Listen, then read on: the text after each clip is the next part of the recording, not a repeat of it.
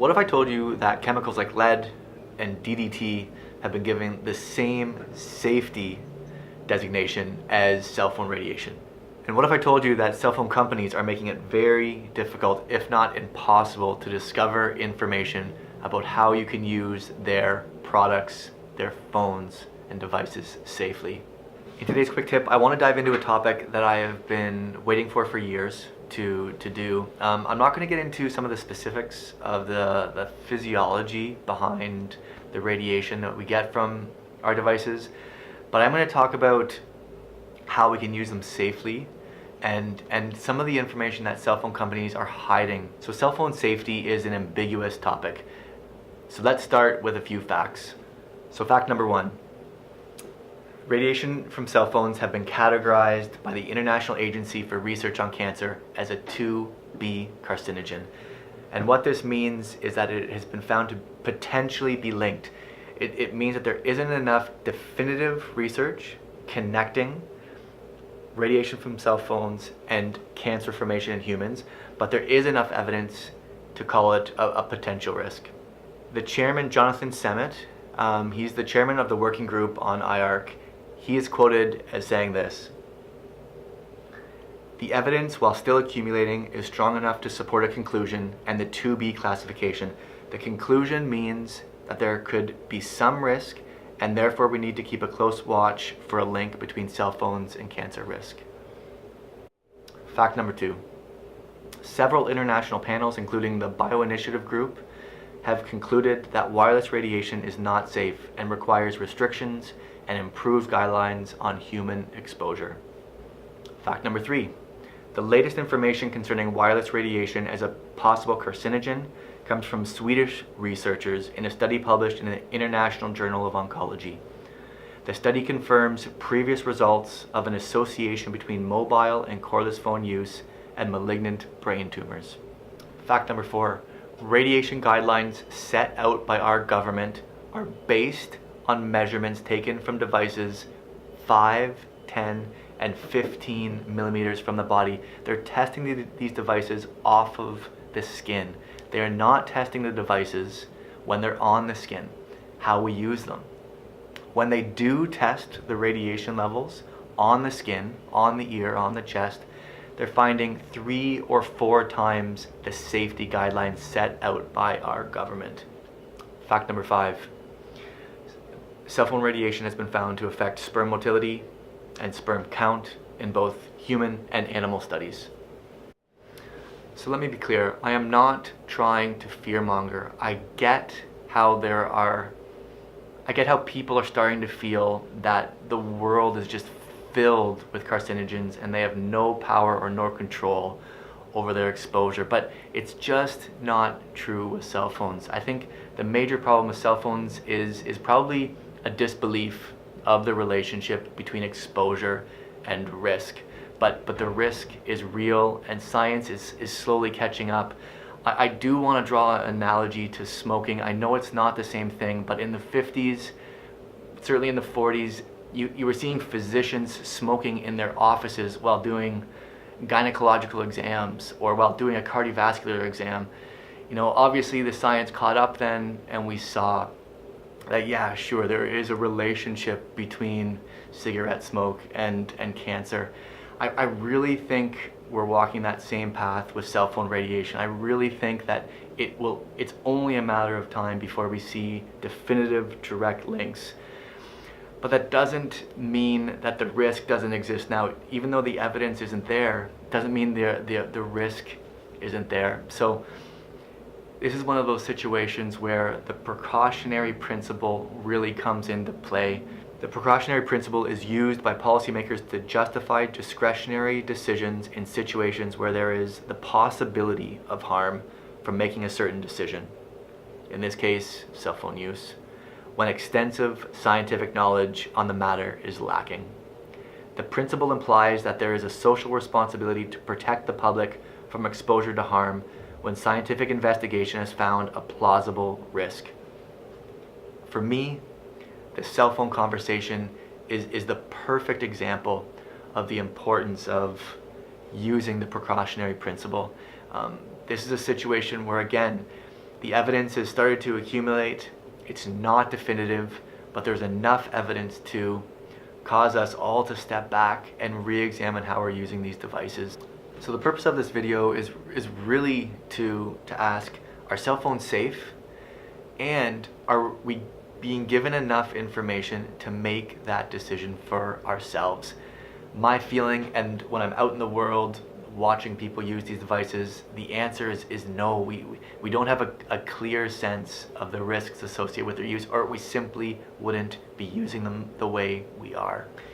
The city of Berkeley is a really good example of a city taking action towards informing the public. They have required all cell phone sales centers, all cell phone retailers, to put up a sign indicating that these devices have been categorized as a 2B carcinogen, and they need to be, and the public needs to be warned. These signs say that the radiation coming off the devices when used on the skin exceed the radiation safety guidelines set out by the government. Something I want to add in as an aside too, this information is exponentially more important for children. The brain of an adult can absorb way more radiation without harm than the brain of a child.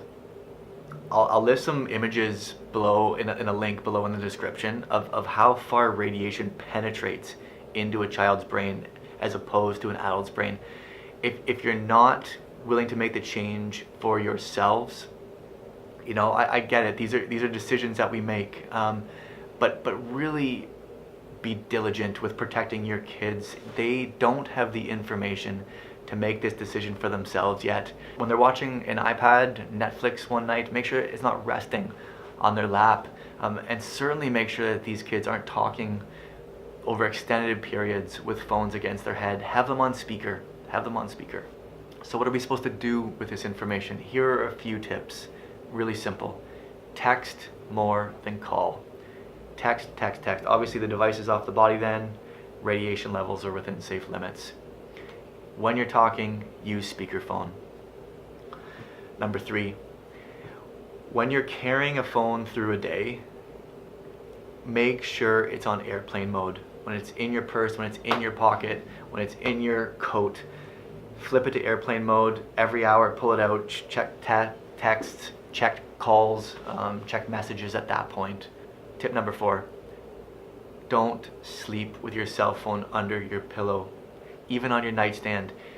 Turn this thing off. You can, or put it on airplane mode. You can use it as an alarm if you want. That's what a lot of patients will say. They'll say, well, what about my alarm in the morning? Turn it on airplane mode. You can still use the alarm, but give your body some respite from this radiation, especially when you sleep.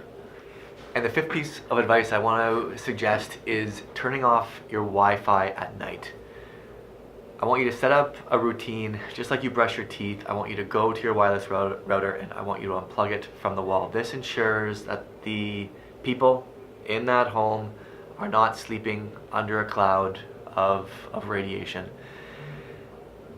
The body seems to be most susceptible to exposure at night. There seems to be a relationship between Wi-Fi exposure and melatonin secretion. In a quick tip, a couple days ago, we just talked about all the benefits of melatonin. So if you haven't seen that, check it out now. But it's really, really important that you give your body a break. When we're at work here, when we're out in a coffee shop, when we're at a restaurant, we can't control what our bodies are inundated with. We can control them in our home. Give the body those 8 hours, those 9 hours of respite from the radiation. It's a really, really important step. And instead of having to go wherever the router is, usually it's in the basement, unplug it from the wall. I'll put a link to a wireless remote that you can use to turn it off your router, and then you can put that on your nightstand and use that as the on-off button.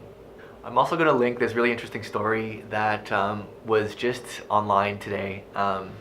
Just happened to coincide with this cell phone video. There was a group of grade 9 girls that did their science experiment, and they put chest seeds in 3 containers that were exposed to Wi-Fi and in 3 containers that were not exposed to Wi-Fi. And they did this experiment just to see how wireless routers would affect those living things, because they were questioning whether or not their concentration was being affected. And what they found was fascinating. They found that the trays that were being exposed to Wi-Fi grew very, very poorly. And I'll scroll through some pictures here so you can see. And the seeds that weren't exposed to Wi-Fi had beautiful sprouts. So it's just another example of how living things are being affected invisibly by this radiation. And I know it's hard to feel moment to moment, but our physiology is being impacted by these devices. All right, so there's a mouthful, but it's so important that you guys have this information so you can make the decision for yourself how you use your mobile device. If you didn't know that it was dangerous to use it on the body, why would you make a change? With this information, I hope you guys make some modifications and get these devices so that radiation levels don't exceed safety limits. If you have any questions, comments, I'd love to connect. If you haven't yet, take a moment, subscribe to the channel. We would love to have you a part of this health community. Otherwise, we'll see you on the next quick tip.